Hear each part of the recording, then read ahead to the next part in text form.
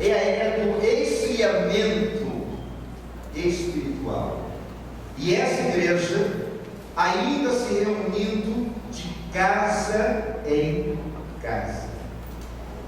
Os crentes tinham alegria em ir à casa do outro para adorar a Deus, e ali tinha culto todos os dias. Igreja de Éfeso, veja bem, quais são as qualidades que Jesus ressalta nessa igreja? Era uma igreja empenhada, era uma igreja, amados, empenhada no trabalho. Era uma igreja que trabalhava, era uma igreja que se envolvia, era uma igreja que participava, não era uma igreja que contemplava.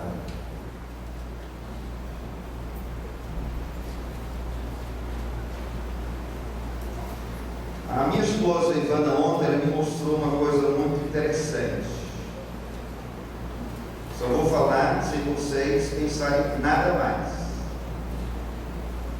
Tem uma mulher muito gorda, lá na figura, muito gorda, e a mulher diz assim: olha, o meu pastor me alimentou tão bem que eu virei uma crente de peso. Aí ela engordou. Aí eu olho para você e eu fico imaginando quanto conteúdo bíblico, quanto conteúdo espiritual, quantos dons e talentos que você tem. Você se tornou um crente de peso ou um crente pesado. Você precisaria simplesmente tornar-se um crente de peso para a sociedade, um crente que marcasse a sociedade, um crente que fizesse diferença na sociedade. A igreja de Éfeso era uma igreja que se empenhava em trabalhar.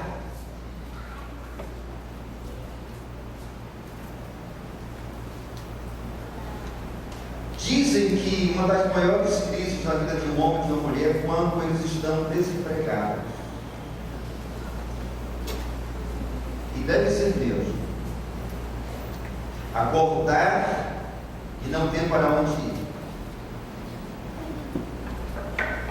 Deus te chamou para trabalhar para a igreja, pelo reino e para o céu. Uma igreja empenhada em trabalhar, uma igreja paciente, uma igreja resistente ao pecado. É interessante lá em Mateus 4, de 1 a 11, quando Jesus Cristo é conduzido pelo Espírito Santo para o deserto, diz assim: e lá o diabo começou a tentar Jesus. Então é papel do diabo nos tentar, mas é nosso papel o quê? Resistir ao diabo e resistir à tentação. Até porque, meus amados, vocês já perceberam que hoje a sociedade não tem pecado, a sociedade tem problema. É problema de autoestima, é problema de carência, é uma série de problemas. As pessoas costumam dizer assim: mas olha, nós temos pecado. Não, elas têm problemas. E a Bíblia diz assim: porque todos pecaram.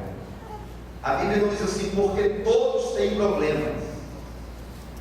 Todos pecaram e destituídos estão da glória de Deus. Eu fico imaginando, meus amados, ou tentando imaginar a mente de algumas pessoas face quando elas pecam deliberadamente. Fico imaginando o que elas pensam. O que elas acham que estão fazendo naquele momento? Porque elas querem querem pecar. Tem dois espíritos que eu gostaria que um dia Deus tirasse dessa igreja. Só dois. Primeiro é o espírito domingueiro.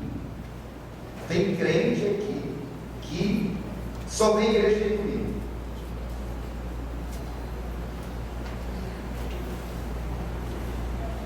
Olha, você pode fazer o que quiser, não vem. Esse é o primeiro espírito que eu queria que Deus tirasse dessa igreja. Porque muitos de vocês eu não vejo durante a semana aqui. E sabe qual é o outro espírito? É o espírito da fofoca.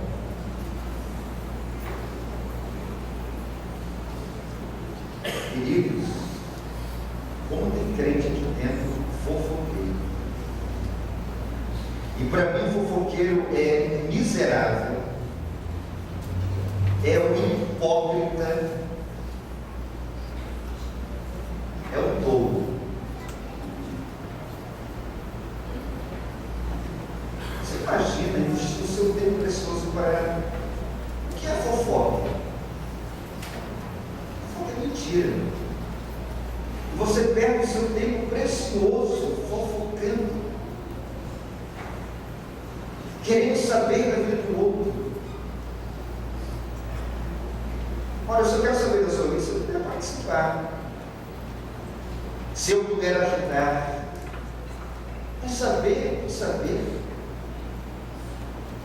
O que isso me interessa no meu dia a dia? Vai me ajudar em quê? Olha, no meu dia a dia, nem sei se eu consigo fazer o que eu quero, nem se eu me envolver com a sua vida para fofocar. Então, eu oro a Deus para que retire esse espírito de fofoca. Não sei se na sua igreja é assim, porque aqui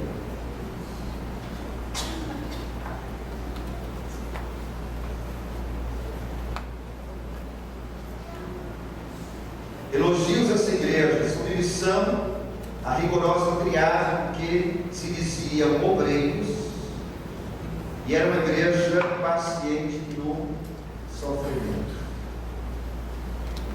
Uma igreja paciente no sofrimento. Éfeso era uma igreja paciente no sofrimento. Porque nós somos impacientes no sofrimento.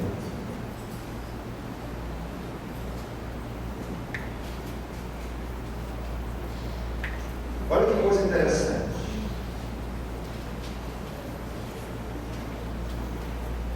Essa observação, ela não é minha.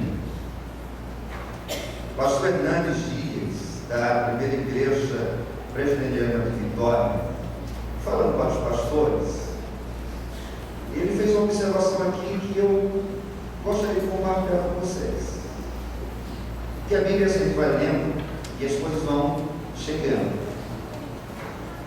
Paulo exortou a igreja de Éfeso e disse o seguinte: porque eu sei, ele está afirmando, eu sei isto, olha o que ele disse que ele sabe, que depois da minha partida, depois que eu não estiver mais com vocês, olha o que ele fala: entrarão no meio de vós lobos cruéis que não perdoarão o rebanho. Ele